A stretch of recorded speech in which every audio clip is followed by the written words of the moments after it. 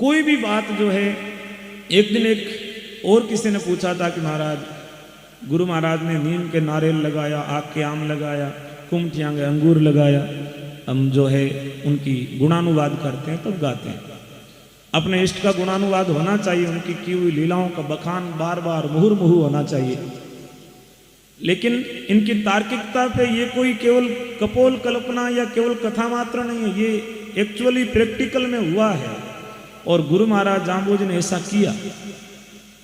बंधुओं, वर्तमान में ऐसी तकनीक आ गई है कि एक ही पौधे के ऊपर कई प्रकार की सब्जियां उगाई जा रही है। एक ही रूट से निकलने वाले पौधे के ऊपर कई प्रकार के फलों की प्रजातियां लगाई जा रही है। वैज्ञानिक अब ऐसा करने लगे हैं, लेकिन गुरु महाराज जाम्बोजी ने उन वैज्ञानिकों को प्रेरणा दी और प्रेरणा देकर के कहा कि यदि आप चाहो तो एक ही पेड़ के ऊपर दूसरे प्रकार की जो कलम चढ़ाई जाती है या दूसरे प्रकार के पौधे जोड़े जाते हैं, उनको करना पॉसिबल है, कोई इम्पॉसिबल नहीं है। ये सारी प्रेरणाएं गुरु महाराज जाम्बोजी से निश्चित हुई है। चाहे आज मनरेगा चल रही है, गुरु महाराज जाम्बोजी ने उस समय काम के बदले अनाज की योजना चलाई।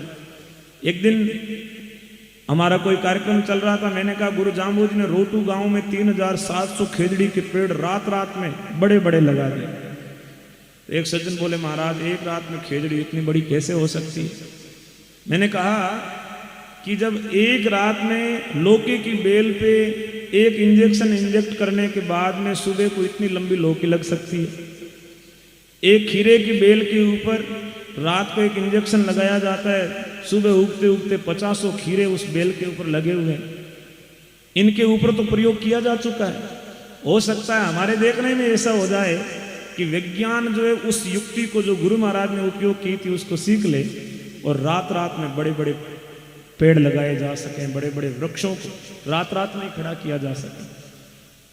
हमारे पास में अभी तक वो विधि, वो तकनीक, वो मेथड आया नहीं है, ये अलग बात है। लेकिन गुरु महाराज जाम्बोजी प्रकृति, पर्यावरण, इनके गूढ़ और गहन रहस्यों के ज्ञाता थे। इसीलिए गुरु महाराज जाम्बोजी को जो वैज्ञानिक लोग हैं वो कहते हैं कि एनवायरनमेंट के मामले में सबसे पहले यदि कोई साइंटिस्ट है तो वो गुरु महाराज जाम्बोजी है।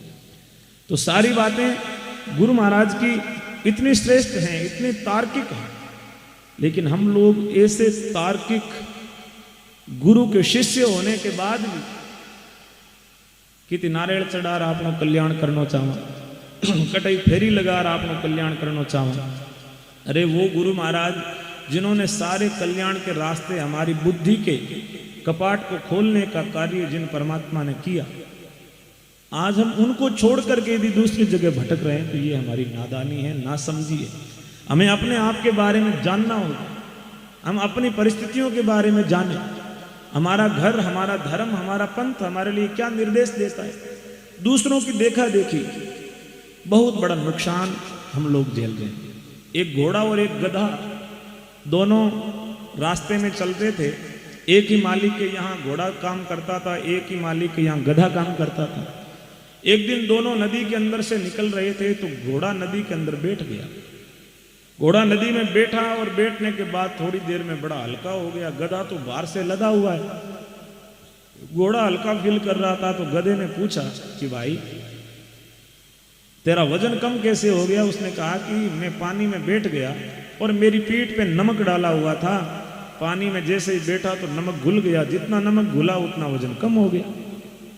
गधे गयो आपने आई तरकीब अपनानी, जब ही पानी में निकले ना बैठ जानो वजन कम हो जाए। पूरी बात तो सुनी नहीं। अगले दिन मालिक ने रुई की गांठें गधे के ऊपर लाद दी। घोड़ा तो पीछे आ रहा था। गधे ने सोचा कि आपा थोड़ी देर हल्ला बेवा तो कि हमने वजन थोड़ो हल्लो कम हुई। घोड़ो दौड़ रहा लारे आवे हो और गधो जार हगड़ाऊ पहले पानी में बैठे। पानी में मैं बैठो अडी के भाई घोड़ो आई नहीं ना, बाद में उबो हूँ जो तो जीते मेरे की बाहर कम हुए। थोड़ी देर हूँ घोड़ो आयो जीते बाहर रुई तो पूरी पानी भीग गई और बाहर कई गुना हो गयो। घोड़ो आज पानी में मां बैठो को वो ही दो निकल गयो। गधे भी ने गयो भाई के बात आज वजन कम को करे बन गयो आज हवे को आज बच जी बन गयो तो मेरो बोले तेरो तू होच। अभी थे जानो कि गधों इतो वजन ले रूबो को वजन पानी के मां बुरा हाल। तो आपा लोगा में भी लगभग देखा देखी वाले मामले में इं ही है। दूसरा लोग करे तो वांगी आपकी तरीको है, आपकी परंपरा है, आपके रिवाज है, लेकिन आप यदि आपकी रिवाज आपकी परंपरा छोड़ और देखा देखी करा तो देखा देखी में बहुत बड़ो नुकसान आपने भोगना पड़े।